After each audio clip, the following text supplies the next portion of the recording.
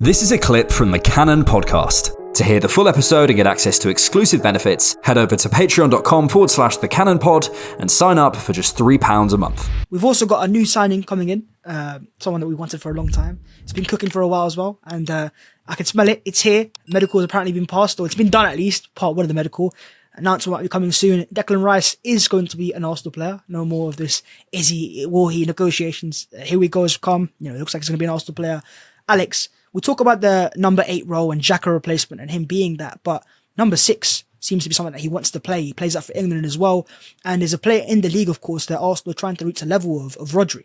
Availability, consistency, on the ball ability and defensive ability. I saw the numbers of Rice and Rodri, the comparison. Obviously, Rice is better in terms of higher numbers of interceptions and tackles, ball recoveries. Obviously, Rodri's got more passes completed. Do you think that Declan Rice has what it takes to become Mikel Arteta's version of Rodri? Yeah, just got those numbers up. Rice has the higher ball recoveries. Obviously, yeah, as you mentioned, Rodri's got the higher passes completed, taking more shots, but Rice has got double his interceptions. We have to take into account that he's playing for West Ham. I think he had 42 or 43% possession on average, and he's got higher tackles made. Yes, is the short answer. I think they're different, but I think they're perfect in the same way that, like, I would say Saka and Grealish are at the similar-ish level, but they're very different players. Obviously, they play different sides. But they're the perfect examples of what a Mikel type. Well, actually, maybe let's use Martinelli as just a profile. Let's not worry about level. But like Martinelli and Grealish on the same side is a perfect example of a Mikel player against a Pep player. A ball to feet, ball recycler, someone who's a combination player, and Martinelli who's a bit more sort of, what do you want to call it, mercurial, a bit more straight line, a bit more shoot on sight kind of guy. I think Rice is the same. I think he's a little bit more, let's say, boisterous in the midfield. I think he's a little bit more get stuck in. But in terms of can he be our Rodri, I think it's like, maybe I'd rephrase the question to, can he have the same impact that Rodri's had on the Man City team, on this Arsenal team? And I would say yes. Because I think what Rice is he's, as I said, the perfect Mikel Arteta 6. He is the perfect, I think people are, I don't know how this has happened, but Rice's technical ability has like somehow, it's like he's like not a bum, but like he's like a sort of like clod hopping kind of get stuck in, kick you in the face, Vinnie Jones type player, and who's also, just really good at that.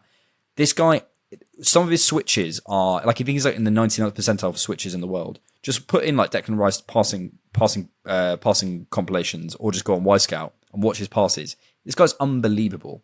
He's also got the anticipation that he shows in terms of when he can understand where the ball's going to be, and he can pick up defensively, which is what he's going to bring so much transition control. I'd say he's probably the best ball winner in the Premier League, in my opinion.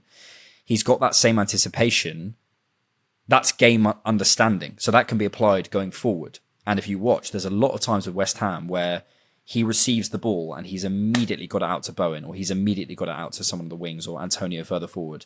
And West Ham have normally committed 1 or 2 people forward. But what if Rice has that picture with 5-6 different options?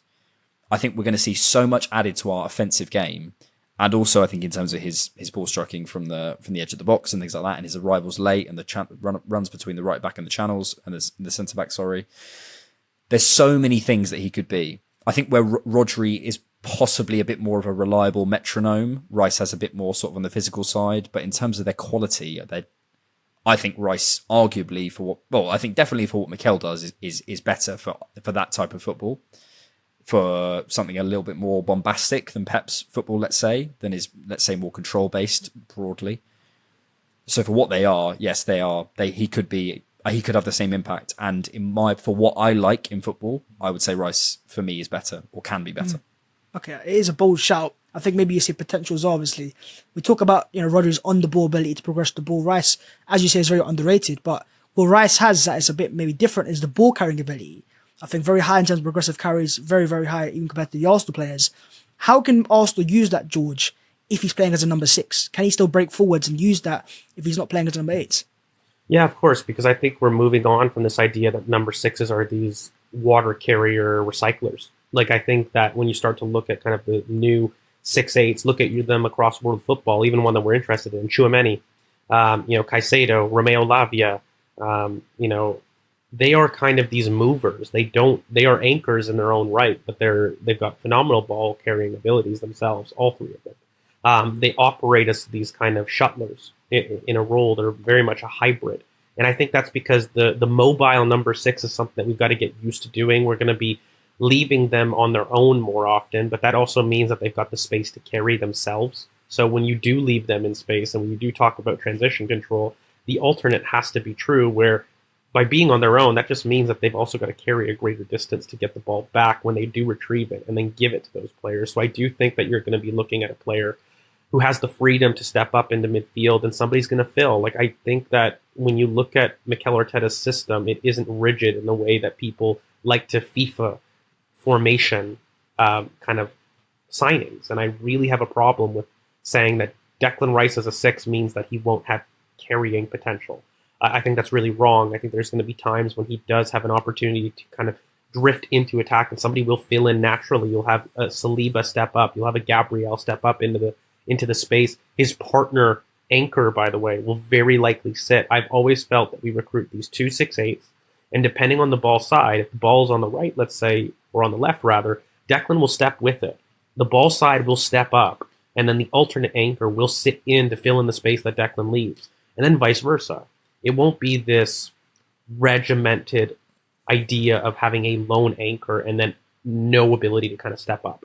Sorry I don't think jump in, George, but just on that, do you not think, considering where Arsenal play on the pitch, the spaces are compacted, so we won't necessarily see that unless it's in a transition in terms of the ball carrying stuff, as much as we might project onto this team now?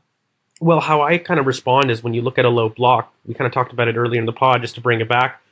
What is really important when you're facing defensive resoluteness? It's going to be a ball-carrying progressor to kind of take people out of their line. And I think that fundamentally, even if the space is reduced, you're going to be asking your players to find different solutions that aren't a case of find space where lane 5 is or where lane 4 is. And it won't just be quick switches from one side to the other. They're going to have to ask your player to force the issue, drive, and draw players in and ask them to crash in areas they don't want to go to. And I think as an opposition coach, Declan Rice is somebody that you fear. He's that game changer because even in reduced space, he is somebody that's going to be going and attacking you centrally and bringing that ball in tight spaces. Like, I would probably worry more if Declan Rice was somebody that was a big space kind of dribbler. And what do I mean by that is some of those push and run types. That's not Declan Rice. He's got phenomenal close control. He's got incredibly tight feet in these tight spaces. And so I'm just thinking that's a player for me that I worry about. Look at kind of the Europa League, not the Europa League, but the Europa Conference final. When you look at Declan Rice and how he was kind of orchestrating deep and had the opportunity to kind of pull players wide, I think when you look at that and he's receiving in those high spaces, Declan doesn't recycle. He turns and he goes. And I think that we're going to be seeing that, whether that's at anchor, whether that's on the side. I don't think that we're going to be asking him to kind of just be a water carrier, let's say. I think that responsibility is going to be shared, whoever the ball side is going to be, and whoever's going to fill in. So if the ball is on the left, I see Declan moving up. The ball's on the right, Declan's going to fill in for our right-sided recruit, whether that's Thomas Partey or insert replacement, who is going to go and carry on that side. But then it's going to be a dynamic shift. And much in the same way, for me, by the way, Zinchenko is not left back. Zinchenko is not even in midfield always. We find him on the right-hand side. There's a fluidity to this. And what's, I think, a little bit ironic? The same people that don't believe, by the way, that Declan Rice can be fluid as a carrier are also those that believe that Kai Havertz will be fluid in attack. So I think you just have to kind of maintain that same ideology where just because it's in defense doesn't mean that the defense won't be fluid.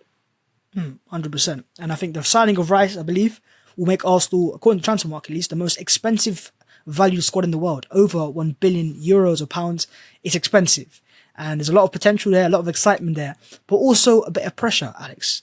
What do Arsenal need to win this season? Is it a thing of we need to win the Premier League title now? Because it's not just the Arsenal fans that will believe that now, but the rival fans are now saying, look, you've got a very good squad now. You've got a lot of the right profiles. The manager's there. You've had experience and time to implement a system. Is the pressure now on for Arsenal to win a title this season? Thanks for checking out the Cannon Podcast. To get full episodes and access to exclusive benefits, head over to patreon.com/thecannonpod and sign up for just £3 a month.